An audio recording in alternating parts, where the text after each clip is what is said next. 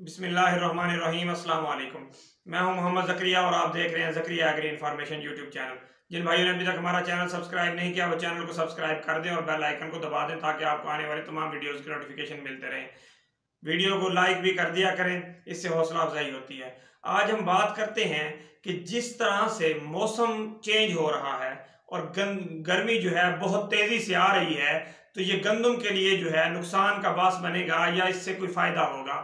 देखें, मैं आपको आज तमाम जो तारीख पे गंदम काश की गई है, जो 1 नवंबर से पहले काश की गई है या नवंबर की मिड तक काश की गई है या नवंबर की एंड तक या जो गंदम दिसंबर में काश की गई है, सारी गंदम के बारे में तफसील से बताऊंगा कि किस गंदम को अब जो है क्या करना चाहिए कि मौसमी हालात को जो है उसके ऊपर असर कम से कम हो।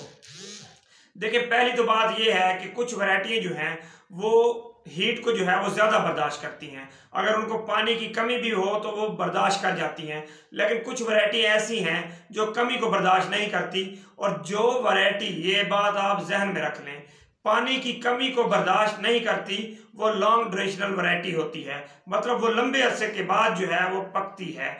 उसमें जो है आप अरूज को रख लें और सबसे ऊपर जो है उसमें आप वो दिलकश को रखें कि दिलकश जो है वो तकरीबन 160 दिन लेती है मैच्योर होने के लिए। और अगर उसका दौरानिया कम होता जाएगा, वो जल्दी मैच्योर होगी, तो उसकी जो है वो उस पैदावार पे असर पड़ेगा। इसी तरह जो बकर स्टार है, बकर स्टार को अगर आप 140 दिन में भी तैयार करेंगे तो ये आपको जो है पूरी पैदावार देगी, इसकी पैदावार पे फर्क नहीं पड़ेगा। दूसरा, बकर स्टार पे अगर आपने कम फर्टिलाइजर इस्तेमाल किया है या कम जो है आपने पानी लगाए हैं, तो तब भी ये उसे बर्दाश्त करेगी और आपको पैदावार जो है वो अच्छी देगी। तो अब हम बात करते हैं कि जिस तरह से गर्मी जो है वो बढ़ रही है शिद्दत से, तो हमें गंदम के लिए क्या करना चाहिए। सबसे पहले जो है वो हम दिलकश पे बात करेंगे। जिन भाइयों ने दिलकश वैरायटी 1 नवंबर से पहले लगाई है, अक्टूबर में काश की है, तो वो जो है इस टाइम गंदम उनकी जो है वो सिट्टा निकाल रही है या सिट्टा निकाल चुकी है, तो वो तो पानी की बिल्कुल कमी ना आने दें। और सिर्फ पानी की कमी नहीं, बल्कि इस टाइम के ऊपर आप जो है थोड़ी बहुत जो है वो नाइट्रोजन लाजमन इस्तेमाल करें। नाइट्रोजन इस्तेमाल करने से आपकी गंदम के अंदर जो वो हीट स्ट्रेस आएगा, उसके जो नुकसानात होंगे वो कम से कम होते जाएंगे। और अब आपकी गंदम अगर बहुत अच्छी है, आप उसमें यूरिया भी इस्तेमाल नहीं कर सकते, क्योंकि यूरिया इस्तेमाल करेंगे तो गंदम गिर जाएगी। तो आपने कोशिश ये करनी है कि आपने नाइट्रोफास की आधी बोरी इस्तेमाल करनी है, या अगर आप नाइट्रोफास इस्तेमाल नहीं करना चाहते और अब अगर आप पोटाश इस्तेमाल करना चाहते हैं, तो पोटाशियम सल्फेट की जगह आप पोटाशियम नाइट्रेट इस्तेमाल करें। और पोटाशियम नाइट्रेट सिर्फ फ्लड ना करें, आप पोटाशियम नाइट्रेट अगर 8 से 10 केजी फ्लड करते हैं, साथ में 8-10 केजी जो है वो यूरिया मिक्स करके फ्लड करें। और उसके साथ आप उसके ऊपर जो है पोटाशियम नाइट्रेट के स्प्रे करें, बोरान के स्प्रे करें। अगर आप बोरान का स्प्रे करेंगे और पोटाशियम नाइट्रेट का स्प्रे करेंगे, तो पोटाशियम नाइट्रेट से जो है वो गंदम के अंदर जो हीट स्ट्रेस की वजह से जो नुकसान होगा वो नुकसान कम होता जाएगा। और उसका जो फ्लैग लीफ है वो जल्दी जो है वो मुरझाने के अमल में नहीं जाएगा, बल्कि वो देर से जो है अपनी मेच्योरिंग जो है वो अपनी पूरे टाइम पे जाके करेगा। तो आपने कोशिश ये करनी है कि उसके साथ आपने बुरान का भी इस्तेमाल करना है। अगर आप बुरान इस्तेमाल नहीं करेंगे तो जब गंदम में गर्मी बहुत ज़्यादा बढ़ जाती है, हीट जो है वो हीट का जो है वो स्ट्रेस आता है गंदम के ऊपर, तो तब जो है वो गंदम के जो पोलन बनते हैं तो वो झड़ जाते हैं, उनका नुकसान होता है, उनसे पूरा दाना नहीं बनता। क्योंकि अब गंदम ने जो है वो घुंडियाँ बना ली हैं। अब इस टाइम गंदम की घुंडियां नहीं बढ़ाई जा सकती, इस टाइम जो है वो घुंडियों के अंदर दाने बढ़ाए जा सकते हैं। आप दाने जो है वो 3 से लेकर 6 तक वो हासिल कर सकते हैं। अगर आप 6 दाने हर घुंडी में हासिल करना चाहते हैं, तो आपको चाहिए आप जो है इस टाइम बोरान और पोटाश का लाजमन स्प्रे करें। पोटाश आप 1 केजी स्प्रे करें और उसके साथ जो बोरान है वो आपने 200 ग्राम इस्तेमाल करना है। और अगर बोरडॉक सुपर के नाम से एक प्रोडक्ट है सवाद एग्रो की, अगर वो इस्तेमाल करना चाह रहे हैं, तो फिर उसकी जो है 1 पैक जो है वो आपने पूरा इस्तेमाल करना है।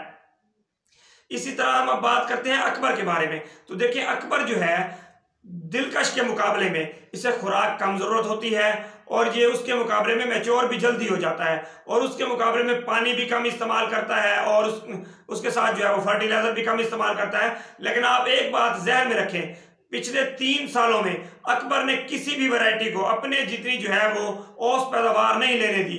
तो आप एक बात ध्यान में रखें कि अगर आपने अकबर लगा रखी है इस टाइम या अरूज लगा रखी है, तो ये दोनों वैरायटियों के जो करैक्टर हैं वो तकरीबन मिलते जुलते हैं। इन दोनों को अगर आप पानी की कमी नहीं आने देते इस टाइम और थोड़ी बहुत खुराक दे देते हैं, अगर आप पोटाश का एक पैक जो है 25 किलो वाला वो आप 5 एकड़ में इस्तेमाल कर देते हैं, साथ में 7-7 8-8 किलो यूरिया इस्तेमाल कर देते हैं और उसके साथ 10 kg जो है वो आप नाइट्रोफास इस्तेमाल कर लेते हैं, तो ये आपको बहुत अच्छी पैदावार देगी। इस टाइम आपने जो है सबसे पहली बात जो है आपने पानी की कमी नहीं आने देनी और उसके साथ जो है आपने पानी खाली नहीं लगाना। चाहे आपकी गंदुम जितनी मर्जी बड़ी हो गई है, जितनी मर्जी उसने ग्रोथ कर ली है, आपने ये बात जहन में नहीं लानी कि अगर हम इसे जो है नाइट्रोजन इस्तेमाल करवाएंगे तो ये जो गंदुम है ये गिर जाएगी। ये कभी भी नहीं गिरेगी। अगर मौसमी हालात खराब ना हुए तो ये गंदुम नहीं गिरेगी और अगर मौसमी हालात खराब हो गए तो तमाम गंदुम जो है वो गिर जाएगी, फिर कोई भी गंदुम खड़ी नहीं होगी। जो इस टाइम जो भारी गंदुम नहीं है वो भी गिर जाएगी। तो आपने कोशिश करनी है कि आपने जो पानी लगाना है उसके साथ नाइट्रोजन लाजमन इस्तेमाल करनी है। नाइट्रोजन से ये होगा कि जो आपका फ्लैग लीफ है और जो आपका ये तना है गंदुम का, उसके जो नीचे वाले पत्ते हैं वो पत्ते जो है जल्दी सूखना शुरू नहीं होंगे, जल्दी पीले नहीं होंगे। वो जितनी देर से पीले होंगे, जितनी देर के बाद वो पकाई के अमल में जाएंगे, आपकी पैदावार उतनी बढ़ती जाएगी। आप एक बात जो सबसे अहम है वो जहन में रखें, 15 नवंबर के बाद जो गंदुम आप काश करते हैं, अगर आप एक दिन जो है उसे लेट काश करते हैं तो 20 kg का जो है वो गंदुम का नुकसान होता है।